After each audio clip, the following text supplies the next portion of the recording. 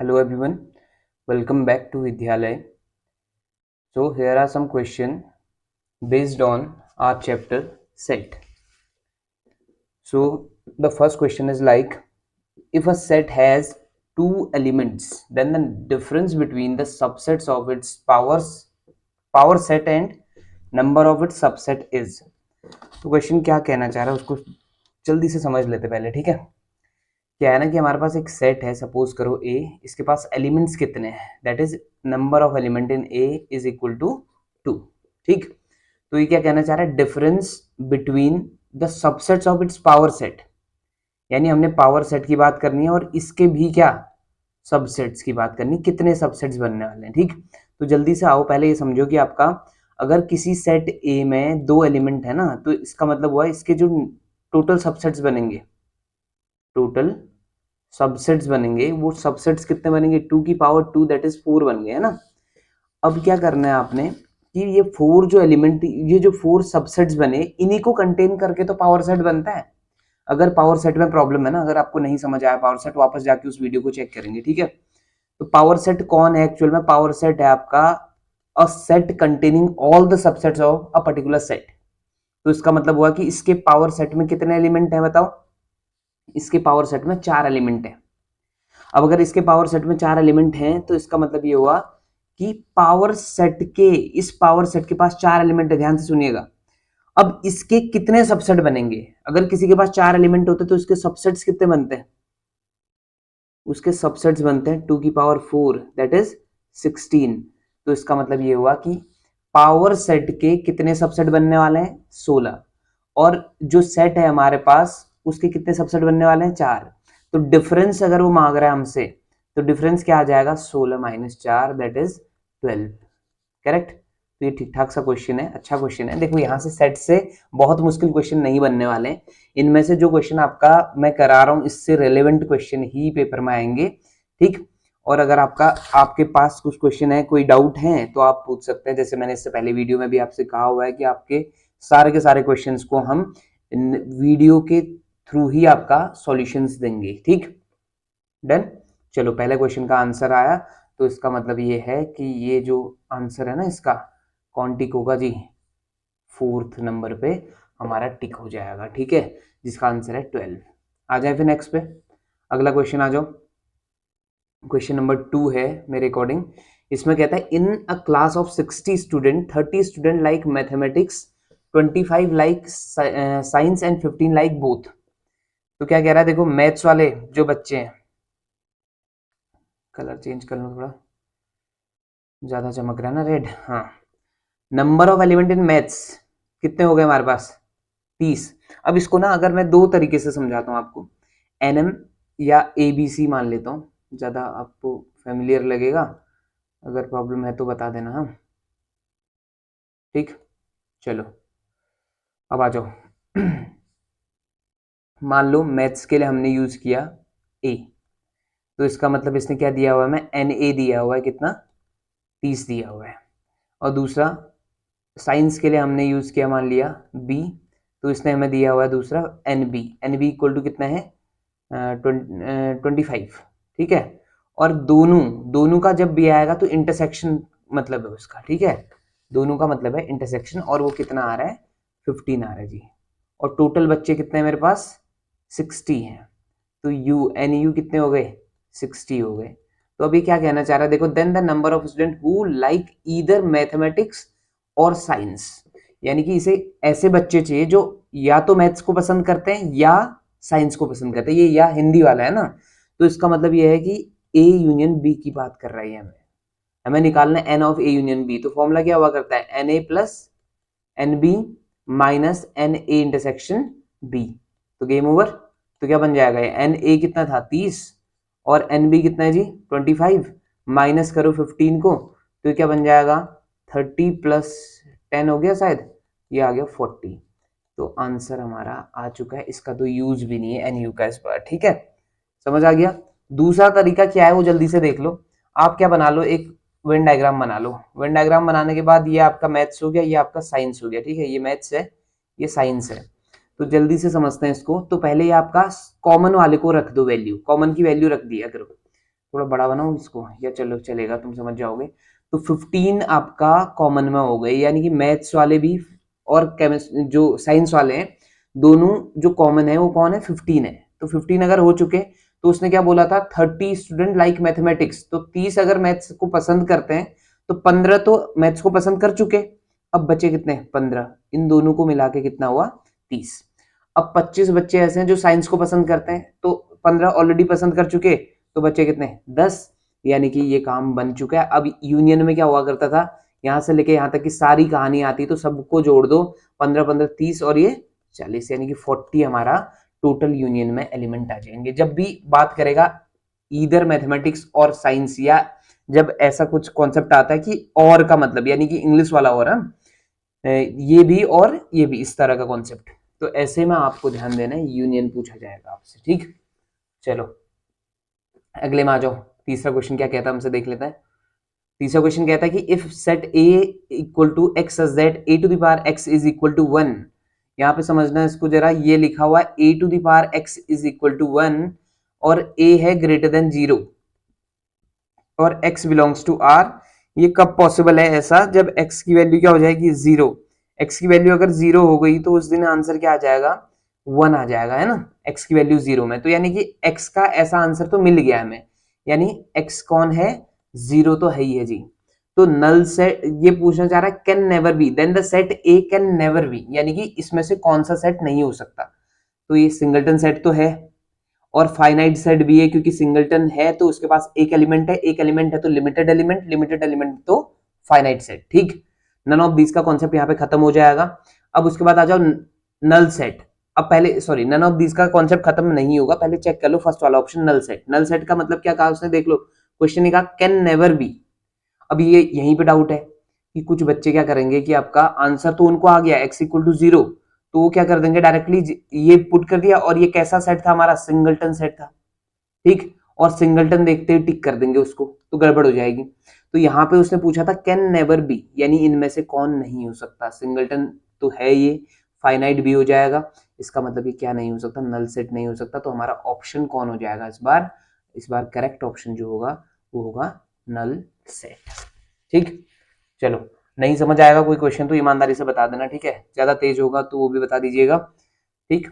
चलो अगला क्वेश्चन पे आए। अगला क्वेश्चन कहता है there are 280 members in a club, each have at least one beverage, 100 of them drink tea and 75 drink tea but not coffee. तो चलो इसको वेन डायग्राम से समझा दिया जाए, जल्दी से निपटाते हैं। पहला आपका ये है टी का और ये है कॉफी, ठीक है, ये टी हो गई ये कॉफी होगी। ध्यान से देखिएगा, कहता है कि 100 ऑफ देम, यानी कि ये 280 लोग हैं ना, इनमें से मतलब ऐसा कोई नहीं है कि जो पीता नहीं है, नहीं सॉरी, वो पीता वाला पीता नहीं है ये, ठीक है। यानी यहाँ पीता वाला कॉन्सेप्ट क्या है, या तो टी या कॉफी, दो ही चॉइस है, ठीक, इसके अलावा कोई चॉइस नहीं है, ठीक है। तो या तो ये कॉफी पिएगा या चाय पी लेगा, ठीक, डिपेंड करता है। चलो आ जाओ।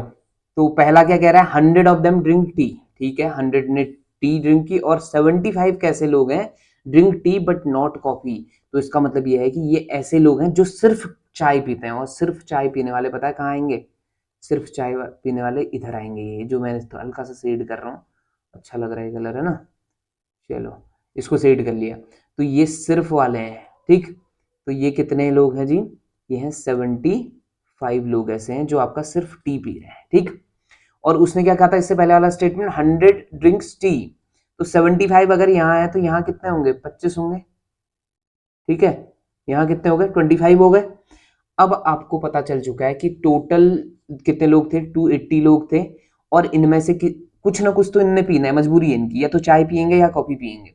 तो इसका मतलब है कि 280 में से बचे कितने, यहाँ तक तो ठीक है, ये 100 कवर हो गए, तो इसका मतलब 180 यहाँ कवर हो गए हैं, किसमें, ओनली कॉफी में आपका कितने कवर हो गए, 180, यानी 280 माइनस कितना कर दोगे आप, 100 कर दोगे, क्योंकि 100 यूज हो चुके हैं ऑलरेडी, तो 180 है। अब ये क्वेश्चन क्या कहता है, then the number of members drinking coffee. अब फोकस करना, ओनली कॉफी और कॉफी में डिफरेंस है, number of members drinking only coffee कहता ना, तो पता आंसर क्या होता है इसका, ये होता 180। लेकिन इसने क्या पूछ दिया, number of members drinking coffee, तो जो कॉफी पीते हैं, कॉफी पीने वाले 180 तो है ही हैं, साथ ही साथ ये 25 लोग भी तो हैं जो दोगले हैं, जो चाय भी पी रहे हैं और क्या भी पी रहे हैं, कॉफी भी पी रहे हैं। बताओ, खर्चा ही खर्चा। चलो वापस आओ। तो ये 25 लोग इसमें ऐड हो जाएंगे और 180, तो ये टोटल बन जाएगा 205। तो इस बार का आंसर क्या होगा, 205 होगा इस बार आंसर, यानी कि आपका ऑप्शन नंबर कौन लगेगा जी इस बार, 4। क्लियर है इतना, ठीक। नेक्स्ट पे आओ, क्वेश्चन नंबर 5 में आ जाते हैं। क्वेश्चन नंबर 5 क्या कहना चाह रहा है हमसे देख लेते हैं। Let A B the sets of the letter in the word Raigarh, यानी कि ए जो है रायगढ़ से बना हुआ सेट है, ठीक है। तो आपको पता है कि आर यूज हो चुका, ए आई जी और एच, इसके अलावा तो कोई नहीं आएगा क्योंकि वो रिपीट हो जाएंगे, फिर गड़बड़ हो जाएगी, है ना। इससे पहले हमने बात करी हुई है सेट में। अब ये मत कहना कि ये कैसे हो गया, इसको छोड़ कैसे दिया आपने, 2 ए लिखो इधर या 2 आर लिखो, ऐसा मत कहना मुझसे, ठीक। क्यों, क्योंकि हमने इस पे बहुत डिटेल में काम किया हुआ है। जल्दी से आप जाके पुरानी वीडियो चेक कर लेना, कोई प्रॉब्लम नहीं होने वाली आपको, ठीक है। चलो आगे बढ़े। अब प्रतापगढ़ की बात कर लेते हैं। प्रतापगढ़ में हमारे पास क्या क्या है, पी आया, आर आया, ए आया, टी आया, ए नहीं आ पाएगा, अब वापस पी नहीं आ पाएगा, वापस जी आ जाएगा, ए नहीं आएगा, आर आ जाएगा, नहीं सॉरी आर नहीं आएगा, आर ऑलरेडी आ चुका है। तो इसका मतलब कौन आएगा, अब एच आएगा, ठीक है। अब क्या चाहता है हमसे, number of element in A intersection B. ये सिर्फ number of element in A intersection B में इंटरेस्टेड है। तो पहले ए इंटरसेक्शन बी आप जल्दी से निकाल लो, कितना आएगा।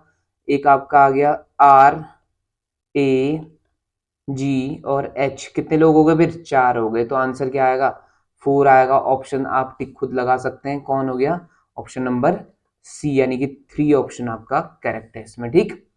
नेक्स्ट पे आ जाए, चलो अगले पे आते हैं। कहता है कि if A equal to 1 2 3 then the number of element in P A is, if A is equal to 1 2 3 then the number of element in P A. अब ये थोड़ी देर पहले बात हुई है पहले क्वेश्चन में शायद, ठीक। क्या कहना चाह रहा है, ए के पास कितने एलिमेंट है बता दो जरा, 3 एलिमेंट है। तो पीए के पास कौन होता है, पीए कंटेन करता है सारे सबसेट्स को, और अगर किसी सेट में 3 एलिमेंट है तो इसके पास सबसेट्स कितने होते हैं। अब शर्मिंदा मत करना प्लीज, हाँ। तो ये हो गया 2 की पावर 3 और जो कि कितना होता है 8, यानी कि नंबर ऑफ एलिमेंट इन पीए कितने हो जाएंगे, जल्दी से बता दो, 8 हो जाएंगे, ठीक है। तो ये लग गया आपका ऑप्शन नंबर कौन, ऑप्शन नंबर बी पे आप टिक लगा देंगे। Number of element in power set of A is equal to number of subset of that set, और नंबर ऑफ सबसेट कितने के बराबर होते हैं, 2 की पावर 3 के बराबर होते हैं, ठीक है। चलो नेक्स्ट पे आओ जल्दी से। कहता है if D is equal to this and B is equal to that, D minus B निकाल के दो, जल्दी से बताओ। अब पहले डी को डिफाइन कर लो। डी क्या कहता है, x is that x is divisible by 2 and 3, 2 and 3 से डिवाइड होने वाला मतलब 6 से डिवाइड होने वाला कॉन्सेप्ट आ गया, ठीक है।